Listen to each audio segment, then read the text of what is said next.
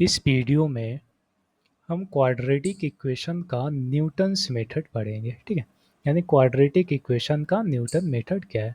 और इस टॉपिक से जेईई में बहुत सारे क्वेश्चन आते रहते हैं। ठीक है, तो ये क्वाड्रेटिक इक्वेशन का एक इम्पॉर्टेंट टॉपिक है। तो इसको समझते हैं कि न्यूटन्स मेथड क्या है। ठीक है, तो मान लो कोई एक क्वाड्रेटिक इक्वेशन है A X square plus B x plus C equal to zero. ये एक क्वाड्रेटिक इक्वेशन है और इसके दो रूट हैं। एक रूट हो गया अल्फ़ा और दूसरा रूट हो गया बीटा। ठीक है, अब यहाँ पर अगर अल्फ़ा और बीटा इस क्वाड्रेटिक इक्वेशन के रूट हैं, यानी अल्फ़ा भी इस इक्वेशन को सेटिस्फाई करेगा और बीटा भी इस इक्वेशन को सेटिस्फाई करेगा। तो सबसे पहले क्या करते हैं, अल्फ़ा को इस इक्वेशन में पुट करते हैं। तो अल्फ़ा को जब इस इक्वेशन में पुट करेंगे तो ये बन जाएगा A alpha square plus B alpha plus C equal to zero. मान लेते हैं ये पहला इक्वेशन। अब दूसरा क्या करते हैं, बीटा को भी इस इक्वेशन में पुट कर देते हैं। तो बीटा को पुट करेंगे तो ये बन जाएगा A beta square plus B beta plus C equal to zero. ये दूसरा इक्वेशन हो गया।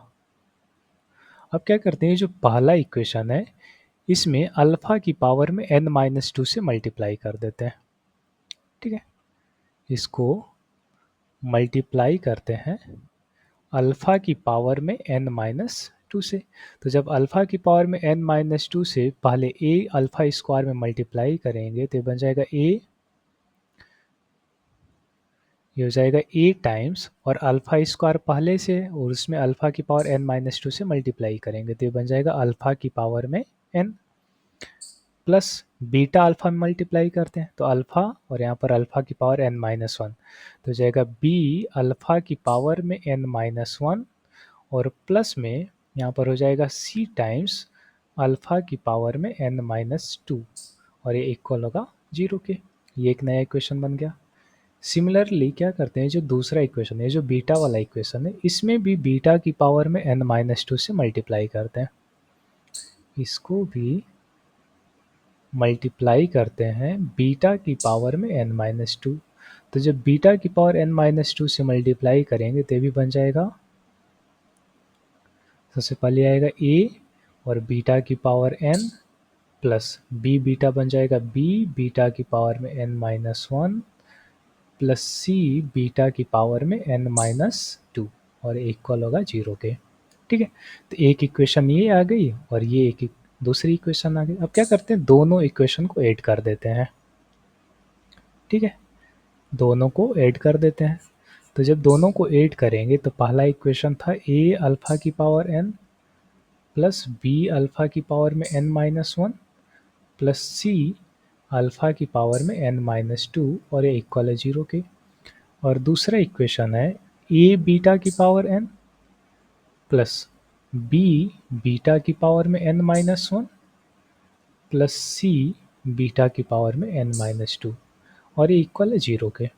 अब दोनों को जब ऐड करेंगे तो यहाँ पर हो जाएगा a टाइम्स अल्फ़ा की पावर n प्लस बीटा की power n plus b times alpha की पावर में n-1 प्लस बीटा की पावर में n-1 plus c times alpha की पावर में n-2 प्लस बीटा की पावर में n-2 और ये पूरा इक्वल हो जाएगा जीरो के। ठीक है, अब क्या करते हैं, एक नया टर्म ले लेते हैं एस एन और इसको हम लोग लिखते हैं अल्फ़ा की पावर n प्लस बीटा की पावर में n। ये एस एन को हमने डिफाइन कर लिया, अल्फ़ा की पावर n प्लस बीटा की पावर n। अब अगर ध्यान से देखो तो n की जगह अगर मैं n-1 पुट कर देता हूँ तो ये बन जाएगा alpha n-1 plus beta n-1। अब सिमिलरली यहाँ पर ये जो n है इसकी जगह n-2 पुट कर देता हूँ तो हो जाएगा एस n-2 और ये इक्वल होगा अल्फ़ा की पावर में n-2 प्लस बीटा की पावर में n-2। ठीक है, तो यहाँ से Sn, Sn-1 और Sn-2 ये जो है यहाँ पर पुट कर देते हैं तो हो जाएगा a और अल्फ़ा की पावर n बीटा की पावर n कितना है Sn प्लस b और ये अल्फ़ा की पावर n-1 बीटा की पावर n-1 हो जाएगा bsn-1 प्लस ये जो c अल्फ़ा की पावर n-2 प्लस बीटा की पावर n-2 है, ये बन जाएगा sn-2 इक्वल टू 0। ठीक है, तो यहाँ से ये एक इक्वेशन आ गई Sn में।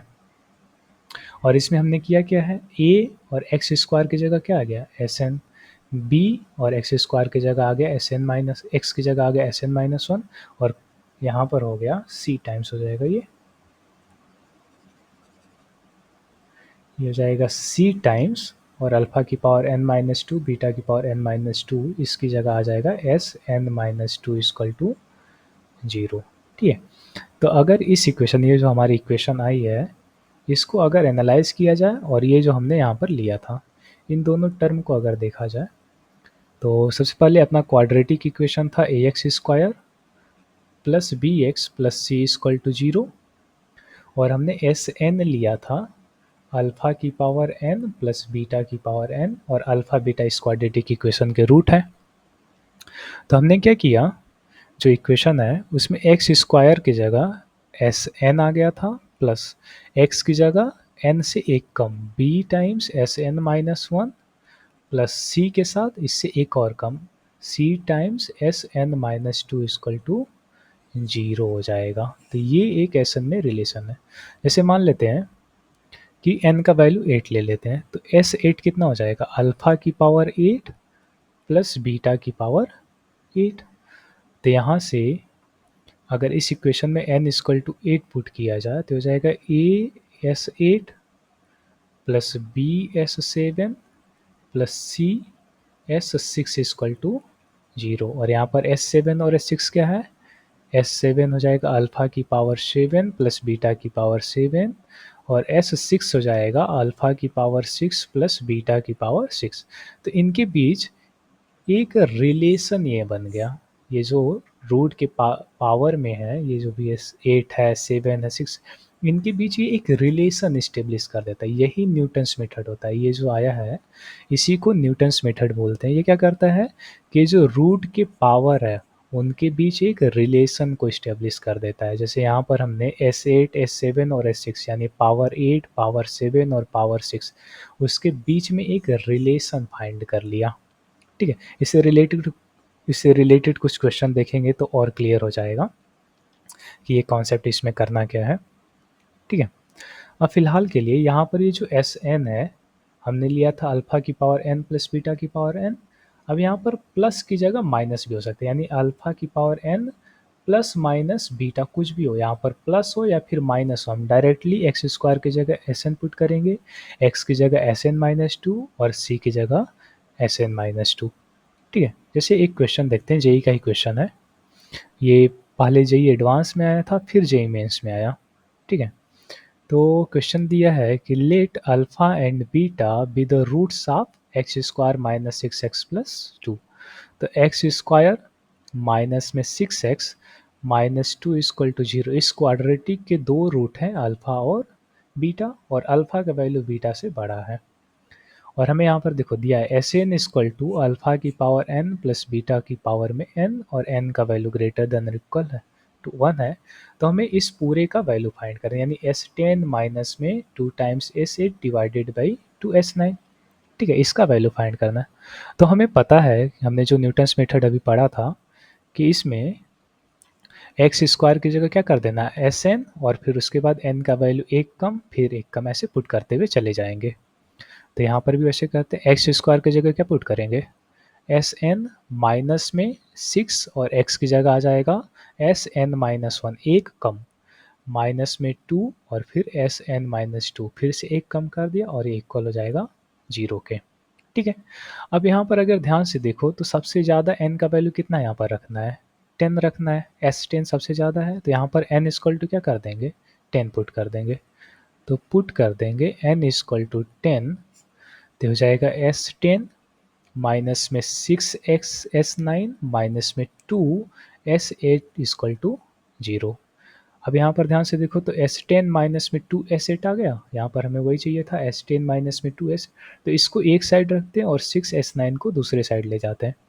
तो जाएगा S10 माइनस में 2s8 इक्वल टू 6s9, और यहाँ पर देखो डिनोमिनेटर में हमें चाहिए 2s9, यहाँ पर s9 है, a नहीं है, ठीक है।